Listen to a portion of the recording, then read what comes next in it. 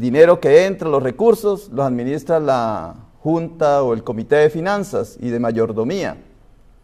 La gente que viene a la congregación la administra, la guía, pastor y parroquia.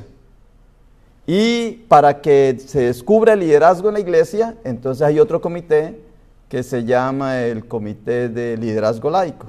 Esa es la parte administrativa de la iglesia. Es una área de la iglesia, la administración. Pero la iglesia también tiene otra área, que es la ministerial.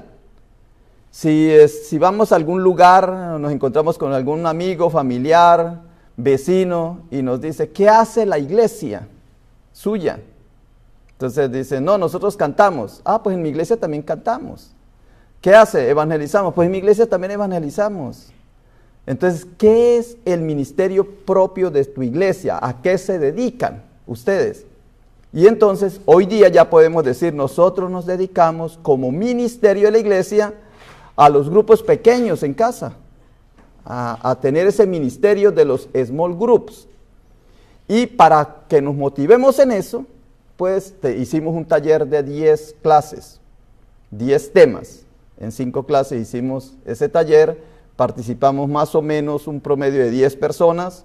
La idea es que haya 5 casas de hogar que abran las puertas y 5 líderes que se dediquen a eso. Ya tenemos las casas son fáciles de abrir las puertas. Nos faltan son los líderes, 2 personas que den la clase en las casas donde estemos. Entonces estamos rogándole a Dios que despierte en nosotros esa idea, ese sueño. Voy a volver a reiterar de qué es que se trata. La idea es la siguiente, que en nuestra comunidad de Del Río, nosotros nos dediquemos a abrir entre semana nuestras casas para evangelizar, para albergar allí a nuestra comunidad más cercana. Pueden ser 2, 3, 4, 5 personas, los vecinos suyos.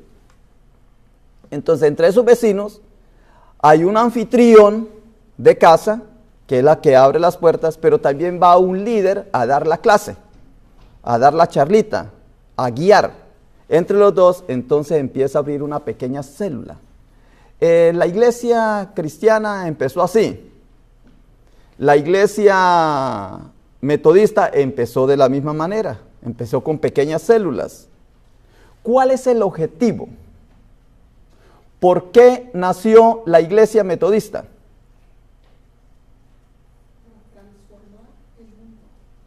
Sí, uno cree que era que estaban aburridos porque no les dejaban hacer cosas.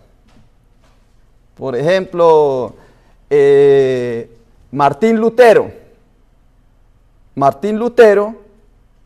en el siglo XVI, Martín Lutero, ¿por qué protestó contra la iglesia católica o la iglesia cristiana de esa época?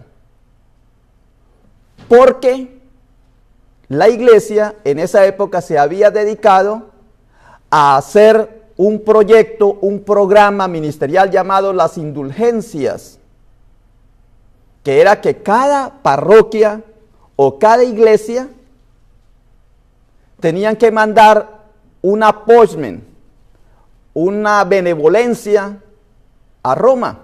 Las benevolencias, así como la iglesia metodista que manda benevolencias. Cada iglesia tenía que enviar una benevolencia para hacer lo que hoy día llaman la Basílica de San Pedro o el Vaticano. Lo estaban haciendo en esa época. Entonces Martín Lutero protestó, dijo, hombre, un momentico, eso no está bien. No está bien que tengamos que mandarle dinero allá. Pero en el fondo es porque el Papa le dio el cobro de las indulgencias a un grupo de cristianos llamado franciscanos. Y como no se lo dio al grupo de él, que eran los agustinos, entonces protestó porque el diezmo no iba a ser para él. Entonces, ¿cuál fue el interés de Martín Lutero? Económico y político. Después, no me alcanza a decir aquí lo político, pero es así. Muy bien. Luego vino la protesta de la iglesia en Inglaterra. Protestó la iglesia en Inglaterra, protestantes en Inglaterra. ¿Por qué Enrique VIII protestó contra la iglesia? Porque el Papa no lo dejó casar con su cuñada y divorciarse de su esposa. Y entonces dijo, yo ya no quiero ser cristiano, me voy, ya no quiero ser cristiano, ahora sí quiero abrir mi propia iglesia. Y entonces nació la iglesia anglicana, los episcopales. ¿Por qué nació la iglesia metodista? La única iglesia o el único ministerio que no ha nacido por interés social, económico, político, religioso, ha sido la iglesia metodista.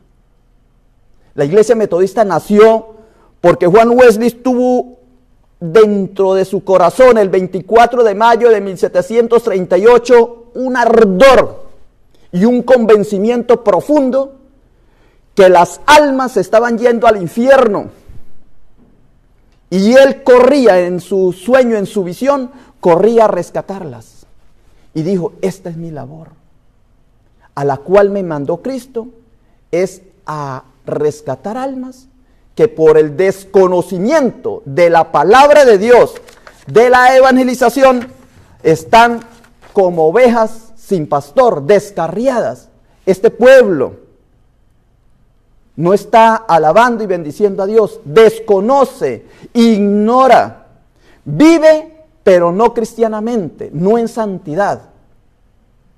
Y entonces creó un grupo, un movimiento espiritual de santidad, que se dedicó única y exclusivamente a llamar a personas a los pies de Cristo. Para eso fue que nació la iglesia metodista. Pero si le preguntan hoy día a un metodista, de eso no sabe absolutamente nada. Porque nos fuimos. Pues ya pasaron 200 años y como no se ha transmitido la herencia genética, entonces la gente se perdió.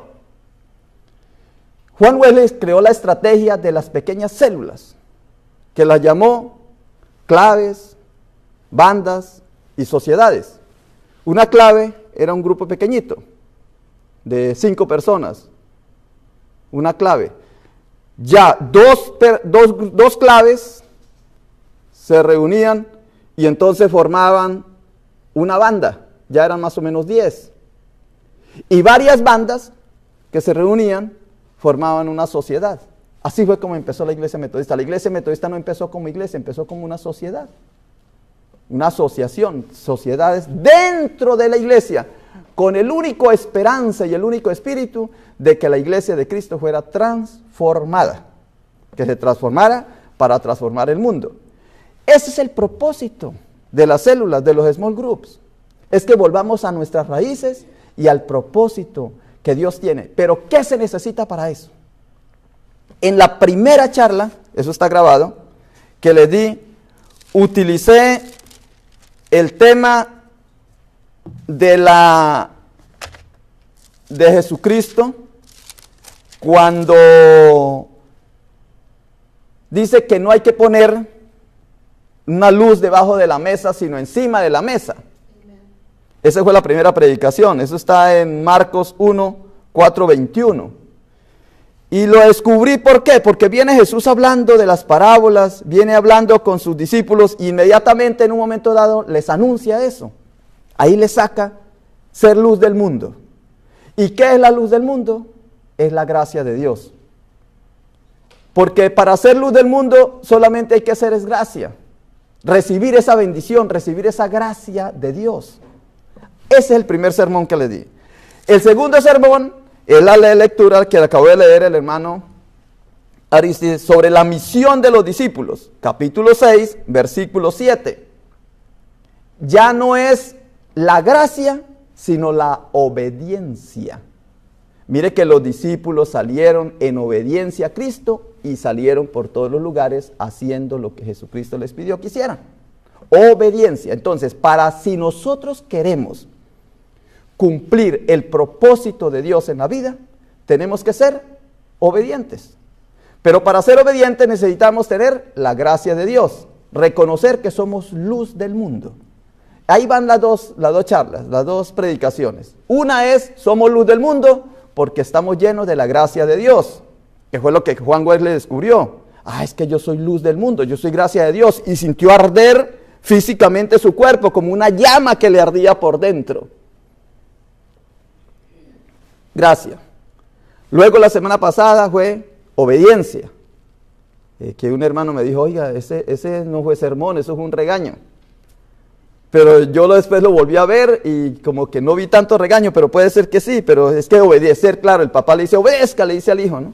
Obediencia. Entonces, para hacer el ministerio, si nosotros queremos pertenecer a la iglesia, una iglesia eficaz, una iglesia que cumpla la misión de Dios, tenemos que llenarnos de su gracia, que es simplemente aceptar que somos luz.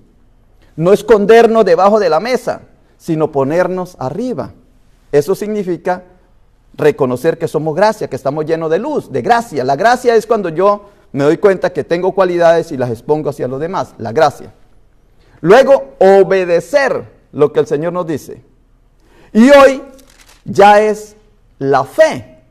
Y les invito para que vayamos al capítulo 6, versículo 45. Viene Jesús hablando el Evangelio viene hablando de la muerte de Jesús en Nazaret, de la muerte de Juan el Bautista, de la alimentación de los 5,000, el milagro de la multiplicación de los panes. E inmediatamente viene Jesús caminando sobre el agua. La pregunta que yo les hago es, ¿por qué Jesús caminó sobre el agua? ¿Y por qué Pedro caminó sobre el agua? ¿Por qué Jesús y Pedro caminaron sobre las aguas? Y de una les digo que voy a hablarles del tema de la fe. Es la fe. Si el anterior le hablé del tema de la gracia, el antes, y luego les hablé del tema de la obediencia, hoy les voy a hablar del tema de la fe. ¿Qué es la fe? Y la descubrimos en este pasaje. ¿Por qué Jesús y Pedro caminaron sobre el agua? ¿Por qué caminaron?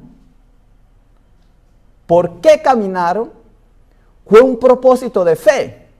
Si vamos a Marcos 52, ahí en ese evangelio, donde Jesús anda sobre el agua, Marcos 6:52 dice, porque aún no habían entendido lo de los panes, por cuanto estaban endurecidos sus corazones.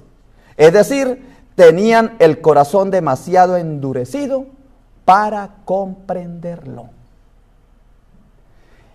¿Para qué nos sirve entonces la fe? Para ablandarnos el corazón. Yo he visto personas de una fe profunda y tienen un corazón blandito. Cuando uno llega a un lugar y le dice, oiga, ¿dónde podemos comer acá? Vea, yo sé de un buen restaurante, que ese restaurante es lo mejor. Vea, nosotros vamos allá, yo le recomiendo ese restaurante. Llega uno y dice, bueno, vea, me quedé sin ropa, ¿dónde voy a comprar ropa? Yo tengo donde usted compra un buen vestido. Eso es fe. Tiene tanta fe esa persona que tiene blandito el corazón para ese centro comercial o para ese restaurante. Pero si dice, oiga, tengo un problema, estoy aburrido, triste, angustiado, vaya donde el psicólogo, hombre. Hay un psicólogo buenísimo. Mire que es que mi esposo me está dejando, mi esposa ya no me porta más. Mire, en la cuña hay una persona que lee la mano y echa el huevo, pero buenísimo. Eso es fe. Claro, esa es la fe. ¿Ve? En la fe ablanda el corazón para lo que sea. Enférmese usted y verá que va donde el médico que usted más fe le tenga. Ablanda el corazón. Pero en cuestiones de Dios dice la palabra que los discípulos, después de ver semejante bendición de los panes, la multiplicación de los panes, no entendieron. Imagínense, con 5 panes y 2 peces le dieron comida a 5,000 personas, sin contar mujeres y niños. Y todavía no entendieron de qué se trataba. Y dice, porque aún no habían entendido lo de los panes, porque cuanto estaba endurecido sus corazones, tenían demasiado endurecido el corazón, no habían entendido. Entonces Jesús caminó sobre las aguas, les mostró otro milagro a ver si acaso se les ablandaba el corazón. Uno tras de otro, uno tras de otro, uno tras de otro. Y si leemos a Juan 6:15, dice: pero entendiendo Jesús que iban a venir para apoderarse de él y hacerle rey, volvió a retirarse al monte él solo. Y luego, dice, vino caminando sobre el mar. Es decir, que las personas, mire, los discípulos de Cristo, que vieron hacer el milagro y cómo lo hizo, vengan, panes, ¿qué peces tienen? Primero les dijo, dale vosotros de comer. No nos alcanza, dijo el uno. Entonces dice el otro, no, yo tengo 200 denarios. Dice, sí, pero ¿qué son 200 denarios? El otro dice, no, pero ¿cómo le vamos a, qué panadería aquí en el pueblo va a hacer 5,000 panes en este momento? Entonces todos le sacaron pretexto. Dice Jesús, no, venga y les enseño. Les enseñó, hizo la multiplicación, hizo la bendición del pan, y entonces comieron 5,000. Los discípulos no lo entendieron. Los fariseos y los judíos sí lo entendieron. Y dijeron, ajá, este que nos da buen pan, que nos hace buenas fiestas, que nos da de comer, hay que convertirlo en rey. ¿Ve? Los malosos dijeron, este es nuestro rey. Y los buenos, como siempre, no entendieron. Endurecido el corazón. Si vamos a relacionar este mismo ejemplo, más atrasito está en Marcos 40, cuando Jesús iba en la barca con sus discípulos y tenían miedo porque se armó una tempestad. Mire que los dos son iguales, son muy parecidos. Tanto Marcos 6 como Marcos 4.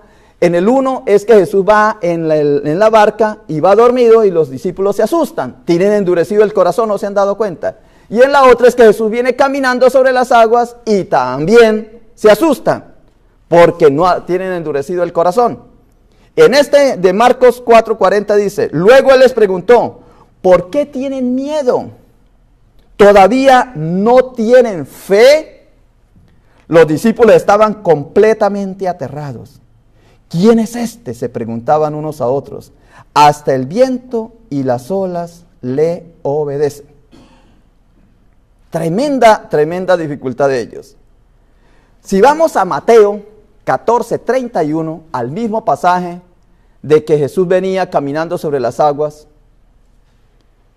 Mateo le agrega un poquito y dice, Mateo 14:31, que cuando Jesús ya iba llegando y ellos se dieron cuenta que no era fantasma, sino que era Jesús, entonces Pedro le dice, Señor, si eres tú, permita que yo pueda ir hacia ti, permítame, hazlo, di que yo pueda ir hacia ti. Y dice Jesús, ven, y en el momento Pedro empezó a caminar, pero cuando iba, al ver el viento, dice la palabra, que al ver el viento, que era fuerte, sintió miedo y empezó a hundirse. Entonces, en Mateo 14:31 dice, de inmediato Jesús extendió la mano y lo agarró y le dijo, ¿tienes tan poca fe? Le dijo Jesús, ¿por qué dudaste de mí? Cuando subieron de nuevo a la barca, el viento se detuvo. Entonces los discípulos lo adoraron. De verdad eres el Hijo de Dios, exclamaron. Se les ablandó el corazón. Mire que esto es muy parecido a Juan 9. Cuando hay un hombre ciego de nacimiento y Jesús le abre los ojos, le preguntaron, ¿y tú quién dice que fue el que te abrió los ojos? Y dice, la persona dice que es un judío. Luego después más tarde lo volvieron a encontrar. ¿Y tú qué dices de que te abrió los ojos? Dice que es un profeta. Y más tarde cuando Jesús lo encontró en el templo, le dice, ¿y tú quién dices que soy? Y dice que tú eres el Dios, que tú eres Dios, que tú eres Jesús, el que ha de venir. Y le adoró. Ve que hay un proceso en la fe. Tenía duro el corazón, Se le fue ablandando y al final se le ablandó.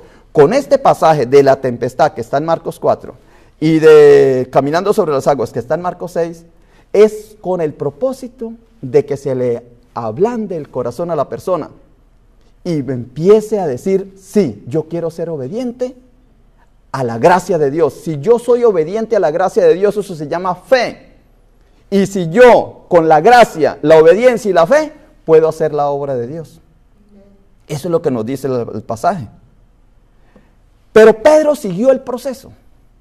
Mire, ya cuando vemos más adelante, en Lucas 22:31, vemos que Pedro está atormentado. Dijo también el Señor, Simón, Simón, he aquí Satanás os ha pedido para zarandearos como a trigo.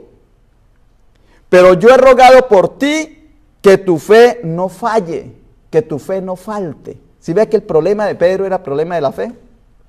Se fue hundiendo porque le faltaba fe. Sintió miedo en la tempestad porque le faltaba fe. No entendieron los panes porque le faltaba fe. Y dice que es Satanás el que nos quita la fe. Nos zarandea cada ratico. Nos corre de los ojos de Cristo. Nos hace ver otras cosas. Y dice Pedro, dice Jesús, pero yo he rogado por ti que tu fe no falle.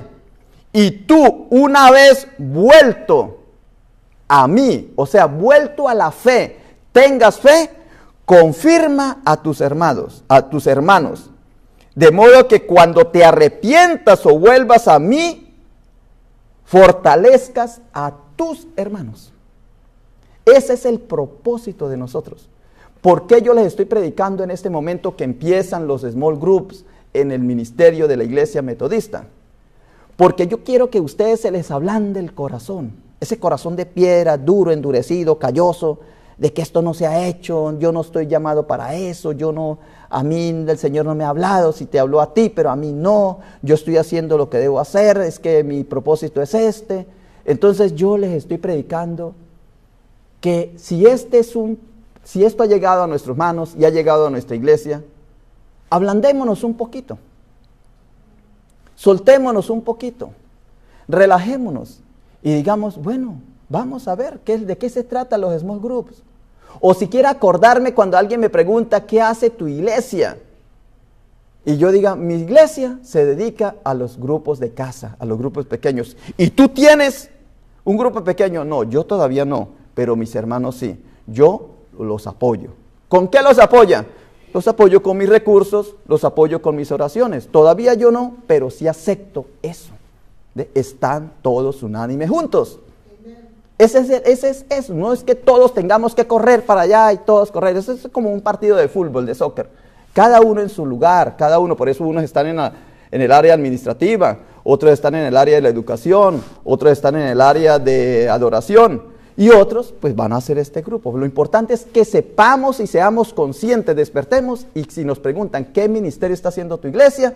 Nosotros decimos el ministerio de las células, celular, del ministerio de las pequeñas, de las pequeños grupos, de las casas de hogar, de los small groups. Eso es que cuando yo ablande mi corazón, mi deber es fortalecer a mi hermano, animarlo al otro, no desanimarlo, sino animarlo. Eso le dice Jesús a Pedro.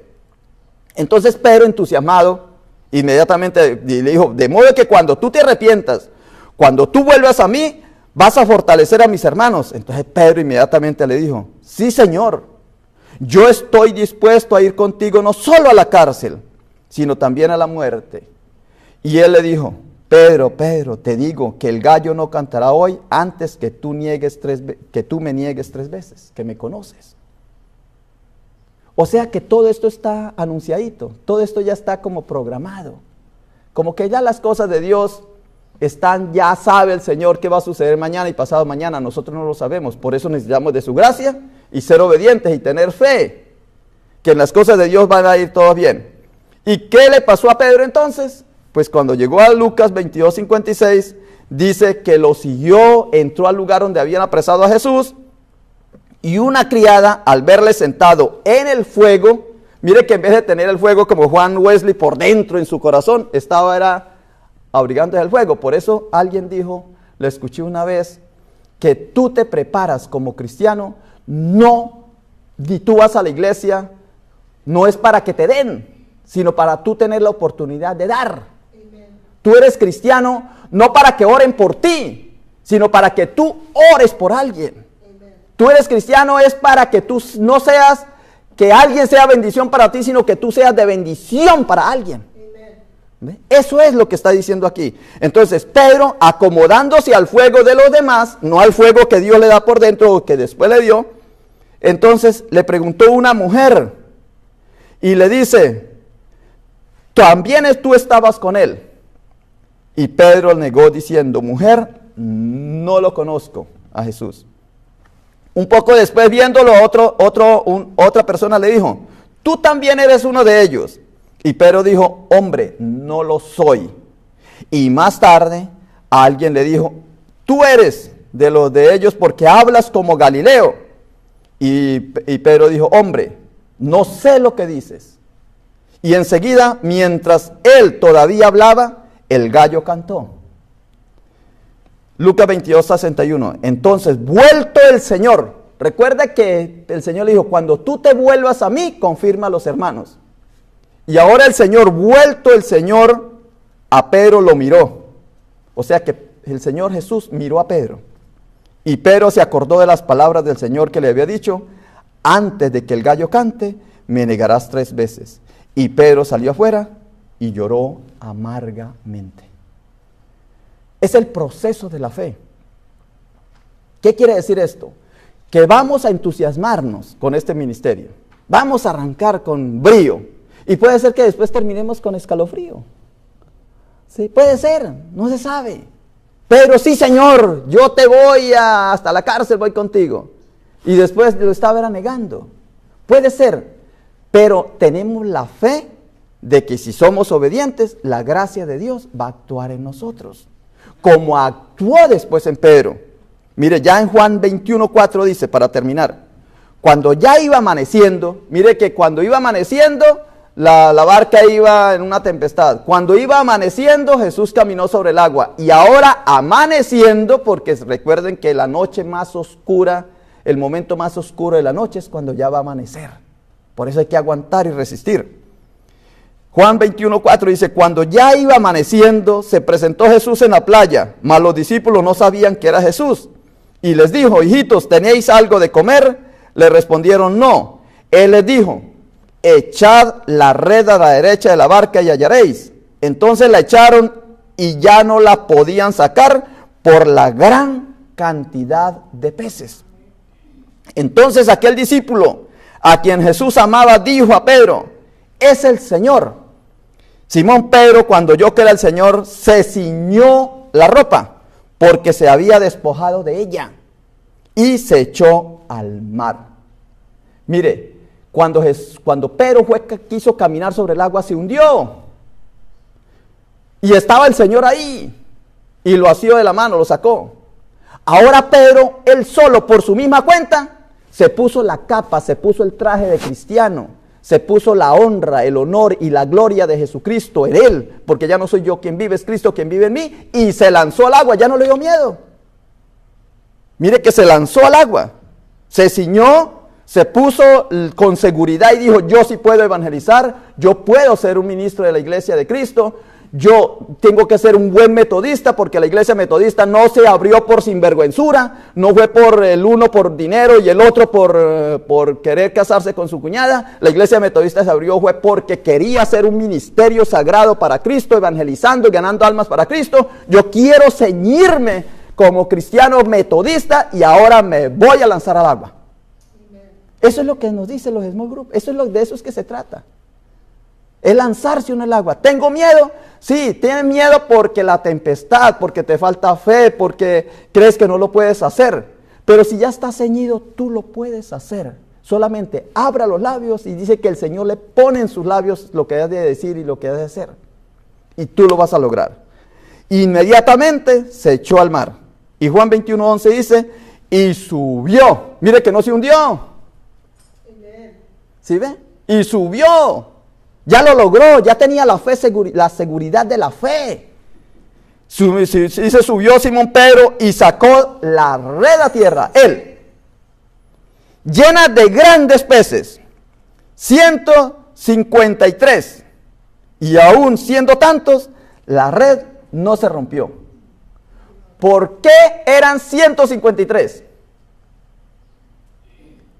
¿Por qué 153? Mire, leí, y siempre lo he leído, y esa inquietud está entre los discípulos.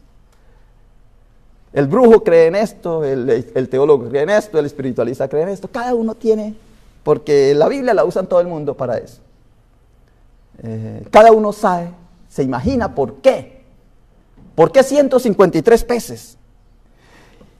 Y dentro de la simplicidad, sencillez mía, yo digo, pues ¿por qué eran 153? Porque si hubieran sido 154, pues ponen 154. Y si hubieran sido 155, pues ponen 155 peces. Era normal que los se contaran en esa época.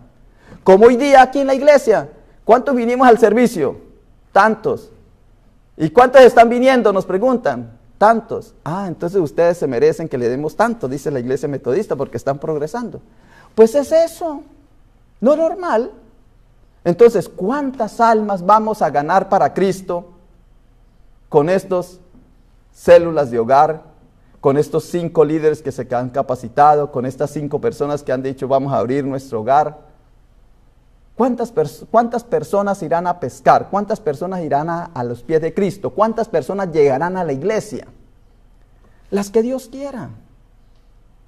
¿Ve? Porque nuestro mandato es, nuestra obediencia es ir y evangelizar. Y dice que el Señor va añadiendo a su iglesia a aquellos que han de salvarse. Pueden ser 1000, 2000, 3000, las que sean. Pero va a haber un buen número, porque se crece en calidad y se crece en cantidad. Amén. Gracias te damos, Señor, por esta palabra que nos has dado en el día de hoy. Este es el tercer sermón que predicamos al propósito de este ministerio de los small groups que la iglesia ha adoptado y que estamos todos entusiasmados para hacerlo. Y en el primer sermón predicamos sobre la gracia tuya, Señor. El segundo sobre la obediencia. El tercero ha sido sobre la fe. Y ahora vamos el próximo domingo, vamos a predicar sobre la transfiguración. El propósito de subir y no quedarnos allá, sino bajar y hacer el ministerio. Gracias te damos, Señor, por esta palabra. En el nombre de Cristo Jesús oramos. Amén.